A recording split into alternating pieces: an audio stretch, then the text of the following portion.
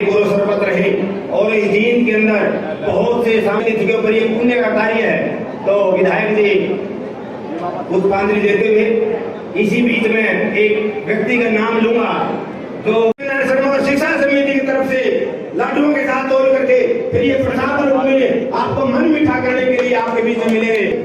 हाँ, लड्डुओं से तोला जा रहा है। तो मेरा निवेदन कि पार्टी को काफी मजबूती मिली है और आने वाले अभी जो जीत की तो हमने पहले ही जीत ली, जुलाना में उचाना में बहुत बढ़िया, उसमें सफीदों में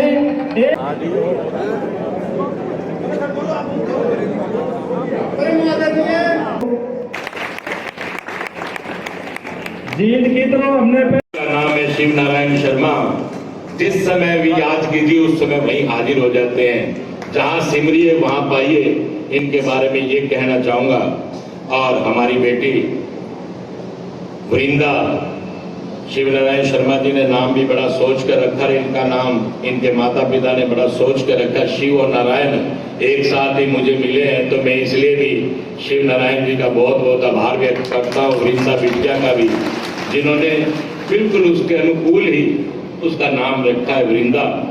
तो मैं धन्यवाद करता हूँ शर्मा जी का, शिव नारायण शर्मा जी का, जिन्होंने भारतीय जनता पार्टी में अपनी आस्था जताई।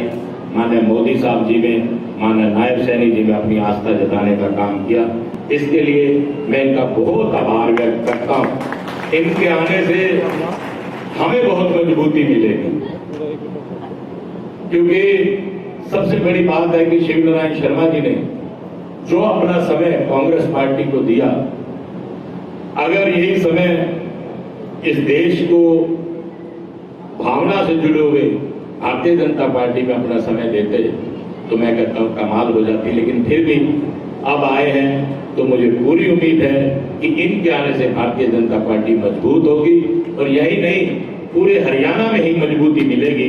इनके लिए मैं इनका बहुत बहुत आभार व्यक्त करता हूं कि मेरे पिताजी ने माननीय मुख्यमंत्री मनोहर लाल जी से उस समय कहा कि मैं उम्र में सबसे बड़ा विधायक हूं, और मैं आपसे एक डॉक्टर होने के नाते और एक विधायक होने के नाते आपसे प्रार्थना करता हूं कि जींद को एक मेडिकल कॉलेज दिया जाए। उस बात को माननीय मुख्यमंत्री जी ने स्वीकार किया और जींद को मेडिकल कॉलेज देने का काम किया, जबकि मेरे पिताजी विपक्ष में थे। इसी चीज को ही मैं आपको बताना चाहता हूं कि प्रत्येक, चाहे वो पक्ष का विधायक हो चाहे विपक्ष का विधायक हो, भारतीय जनता पार्टी की सरकार ने उन्हें 5-5 करोड़ रुपए की राशि विकास के लिए प्रतिवर्ष देने का काम किया।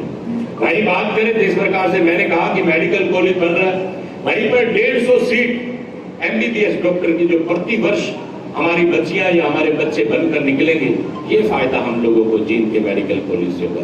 वहीं पे नर्सिंग कॉलेज का भी फायदा होगा। इसी प्रकार से अगर हम बात करें यूनिवर्सिटी की, CRSU यूनिवर्सिटी, आप इसे देख सकते हैं, एक रीजनल सेंटर था। मेरे पिताजी ने आवाज उठाई और इसे मीरपुर यूनिवर्सिटी का हवाला देकर इसको यूनिवर्सिटी में, रीजनल सेंटर से यूनिवर्सिटी में तब्दील कराने का काम किया।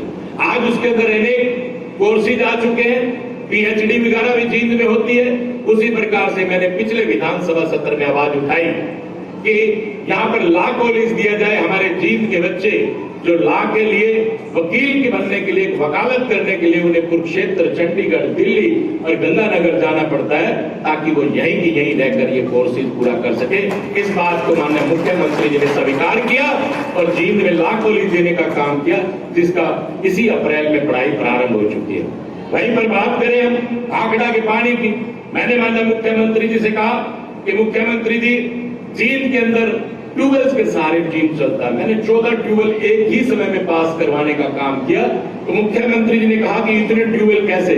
मैंने कहा कि जींद नहरी जल पर आधारित नहीं है, जींद के अंदर ट्यूबवेलों के सारे पानी चलता है, तो इसलिए दिक्कत आती है। तो उन्होंने कहा कि ठीक है, हांसी ब्रांच नहर का पानी हम तुमको दे देते हैं। मैंने कहा मुख्यमंत्री जी, हांसी ब्रांच का नहर का पानी हमें नहीं चाहिए, हमें अगर देना ही चाहते तो आप भाखड़ा का पानी दें। अगर जो जींद में से नदी बहती है इसका पानी हम लेंगे नहीं, हम तो ट्यूबवेल्स के सहारे ही अपना जीवन काट लेंगे। लेकिन मुख्यमंत्री जी ने मेरी इस बात को भी स्वीकार किया। बीच में बहुत से रोड़े अटकाए गए, लेकिन मैं धन्यवाद करना चाहूंगा मुख्यमंत्री जी का, जिन्होंने मेरी बात को स्वीकार किया और जींद को सीधा भाखड़ा का पानी देने का काम किया। ये काम वहीं पर मैं आप लोगों को कहूंगा कि अगर भाखड़ा के पानी की बात करें, मेडिकल कॉलेज की बात करें, लॉ कॉलेज की बात करें, यूनिवर्सिटी की बात करें, ये अकेला मेरा श्रेय नहीं है। मैंने उसमें किसी के लिए एहसान नहीं किया। जींद मेरी जन्मभूमि है, मेरे पिता की कर्म भूमि है। मैंने किसी पे एहसान नहीं किया। मुझे बनाने में आप सब ने वोट दिया, आपने वोट दिया, आपने वोट दिया, आप सब ने वोट दिया। मेडिकल कॉलेज में भी आपका भी उतना ही हिस्सा है, उतना ही योगदान है जितना योगदान मेरा है, क्योंकि आप लोगों ने वोट देने का काम किया। अगर भाखड़ा के पानी की बात करें, लॉ कॉलेज की बात करें, उन सब चीजों में जो आज जींद को तरक्की की तरफ ले जाने का काम कर रहे हैं, मैंने तो आपका एक वकील बनकर काम करने का काम किया। असली काम तो आप लोगों ने किया कि आपने अपने इस बेटे को, अपने इस भाई को जिताने का काम किया। मैंने तो आपकी वकालत की और जींद के लिए कार्य लाने का काम किया। तो आप सबका योगदान इस पूरी जींद की तरक्की में और उन्नति में है की बात करते हैं। ये इस सोच को बदलने का काम हमारे प्रांत के माननीय मुख्यमंत्री जी ने किया और पारदर्शिता के आधार पर नौकरी देने का काम किया। बच्चा अमीर का हो या बच्चा गरीब का हो, लेकिन जो बच्चा काबिल था, जिस बच्चे ने मेरिट ली, उसे नौकरी मिलने का काम किया। हो सकता है आप में से भी कोई व्यक्ति ऐसा बैठा हो जिसके बच्चे को नौकरी मिली हो। ऐसे ऐसे घरों में नौकरी मिली जिनके घरों में एक समय का खाना भी नहीं है। ऐसी ऐसी नौकरियां मिली, HCS जैसी नौकरियां मिली, लगभग हर समाज को मिलने का काम हुआ। 3-3 नौकरियां जाट समाज को मिली और आपका अग्रवाल समाज को नौकरी मिली। इस प्रकार से HCS की कई नौकरियां जो 2-2, 4-4 करोड़ रुपए में बिका करती, या MLA मंत्रियों के बेटों को मिला करती, वो नौकरियां फ्री में मिलने का काम हुआ। ये संभव हो सकता था तो भारतीय जनता पार्टी में संभव हो सकता था। जींद की तो